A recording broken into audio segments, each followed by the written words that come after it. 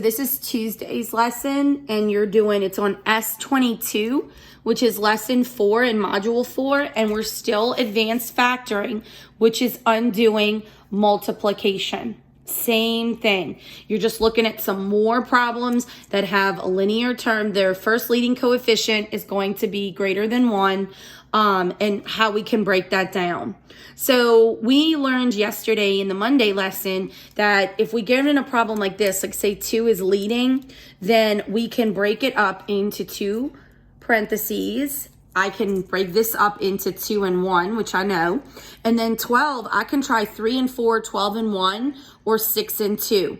And since I need 10, I'm probably going to try 6 and 2 because I know 6 and 2 is 12, and then subtract 2 and I can get 10. So if I want it to be positive, that means that I'm going to have to add them together to get positive.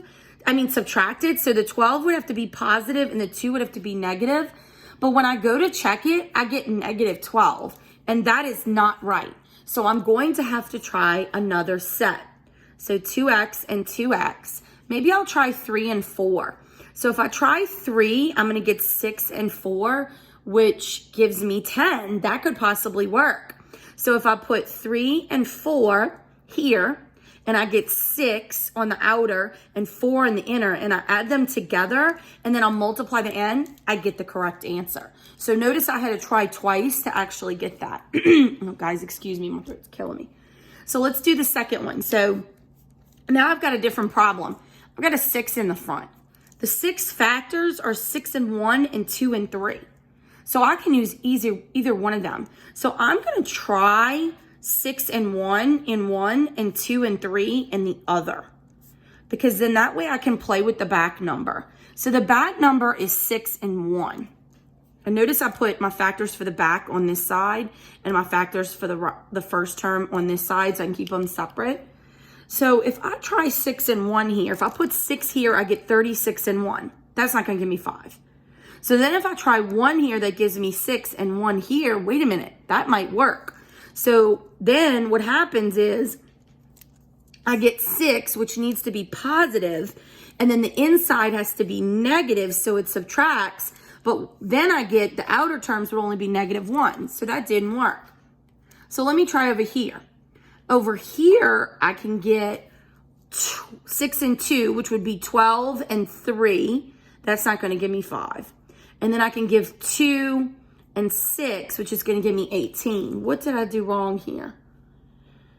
Let's see. Let me go back to the top one. So 6 and 1, and then that's going to give me 6 and 1, which would give me the positive 5. And then maybe I need to reverse it.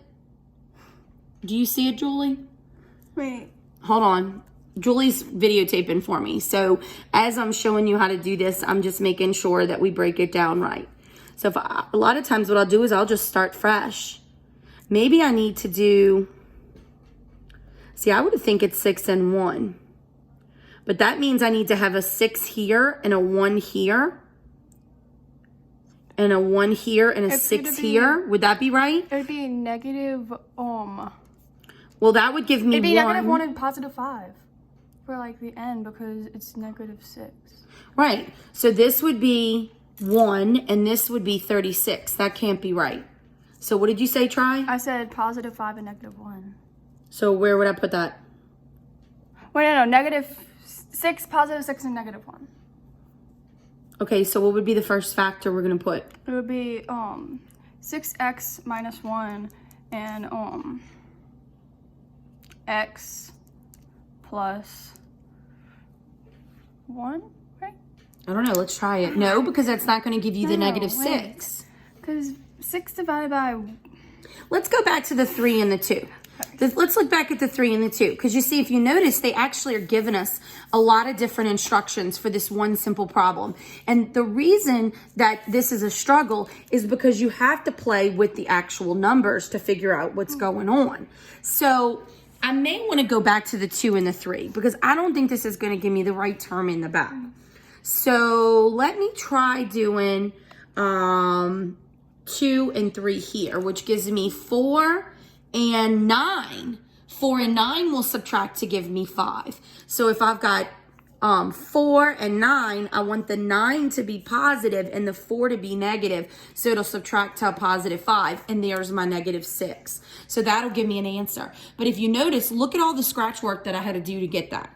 So what they suggest for you, and I'm going to look at the teacher manual right now to show you, kind of focusing on this, Julie, is that you can break it into both the tabular method, or you can look at splitting the linear term like we just did.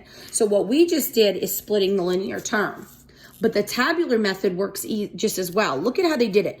They figured out, okay, the middle number is a 5, and that I can get that from 9 and 4. So they figured out a combination of the back numbers to get the 9 and 4, which would then give them the terms in the middle.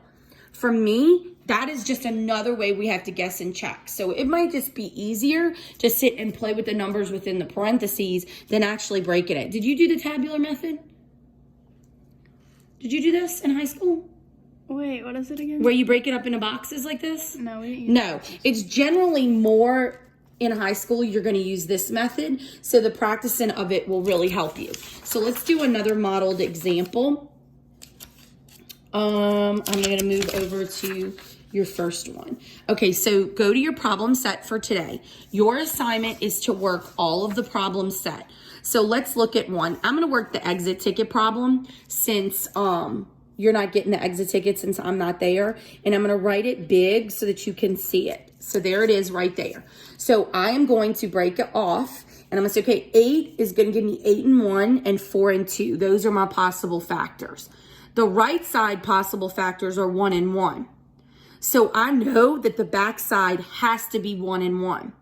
So now I've got to try to get 6. I also see plus and plus. So my operations have to be plus. Anything that you know for sure has to be in there, put that in there. So then I look at 8, and I've got 8 and 1 and 4 and 2. Sorry about the dogs. There was a car horn, and now they're barking. So 4 and 2... if I did 4x and 2x, I would get 4 and 2, which gives me 6. I may have figured it out on the first try. So then that would give me 6x, and then yes, that does work. So that one was much easier. I'm going to work this one with you as well. Letter A. Well, wait a minute. I'm looking at this, and I see numbers and letters in both terms. So I'm going to try GCF first. And yes, x will come out. So that leaves me with 9x minus 25. So now I'm looking at this. I do not see anything common here. So this is all I can do for this answer. So as you're working through these problems, don't panic. Slowly work through them and get through the practice as you get better. And I also would like you to try 2 and 3 as well. These are 2 problems where they bring in area of a rectangle because you know they love to make it nice and fluffy so that you can work on area problems when you're multiplying it. So in lesson 4, just to review, you can work exercise 1, 2, 3, and 4. And then you can work problem set 1 through 3. That is your assignment for Tuesday.